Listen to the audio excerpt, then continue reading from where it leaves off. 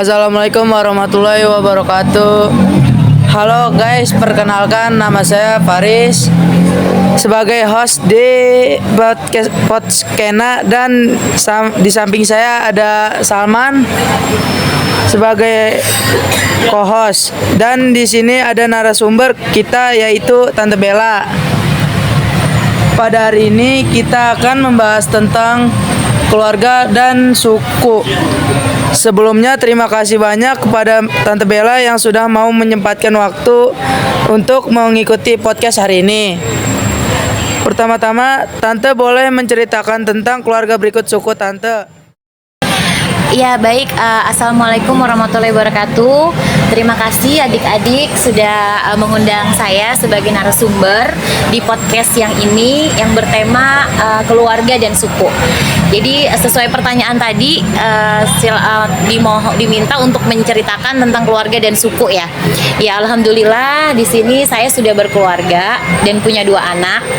Kemudian suku saya sendiri itu dari Jawa Manado dan juga suami itu dari Betawi.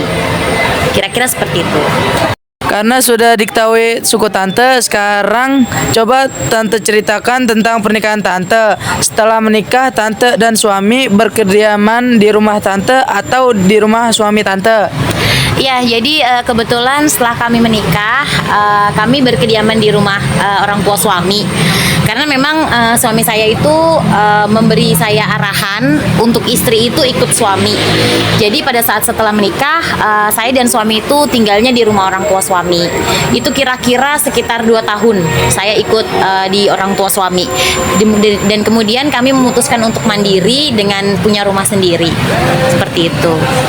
Karena suku Tante dan suami berbeda-beda, kira-kira suku garis keturunan apa yang dianut pada keluarga Tante? Apakah patrilineal atau matrilineal? Ya, jadi karena kembali ya tadi sesuai arahan suami, saya harus ikut suami. Jadi kebetulan di keluarga kami itu menganut sistem patrilineal, di mana kebijakan ataupun arahan seorang suami atau ayah itu menjadi tiang patokan untuk keluarga saya, untuk saya anak-anak gitu. Jadi memang di rumah itu segala sesuatunya yang mengatur, memberikan arahan, kemudian memberi kebijakan itu semua ada di pihak suami atau ayah. Seperti itu. Setelah pernikahan, apa saja adat dan tradisi di dalam keluarga Tante? Iya, jadi setelah kami menikah, ada beberapa adat juga sih yang kami lakukan gitu ya. Contohnya seperti akikah, kemudian mungkin sebelum hamil, sebelum lahir itu kita ada 3 bulanan, 7 bulanan. Tapi kebetulan sih sama ya, antara suku suami Betawi dan suku Jawa itu sama, menganut adat yang sama, yaitu 7 bulanan. Kemudian setelah anak kami lahir, kami ada prosesi akikah. Alhamdulillah kedua belah pihak suku Betawi dan Jawa ini sama-sama melakukan adat yang sama gitu. Jadi nggak ada perbedaan sebenarnya.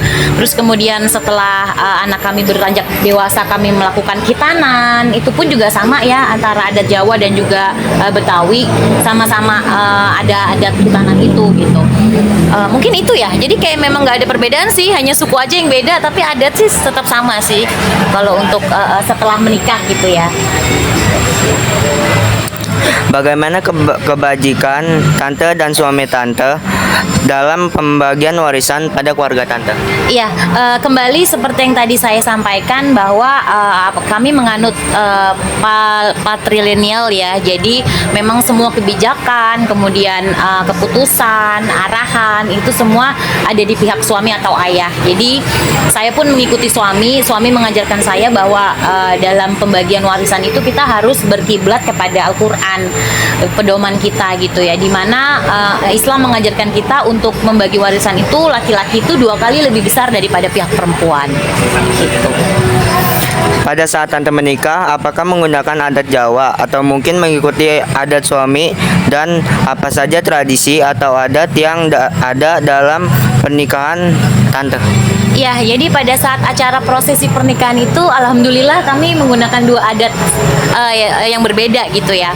Jadi pada saat akad itu ijab kabul, kami menggunakan adat istiadat Jawa, di mana saya menggunakan kebaya dan juga jarik, dan suami itu menggunakan belangkon dan juga adat kostum Jawa juga ya, ada keris juga gitu. Jadi saya senang sekali, bersyukur karena suami juga masih mau menghargai perbedaan adat itu dan mau menggunakan adat Jawa sebagai prosesi pada saat ijab kabul. Dimana kemudian acara resepsi itu kami menggunakan adat istiadat Betawi, dimana mereka itu ada yang namanya seserahan dengan membawa roti buaya yang besar, yang panjang gitu ya, sesuai adat mereka.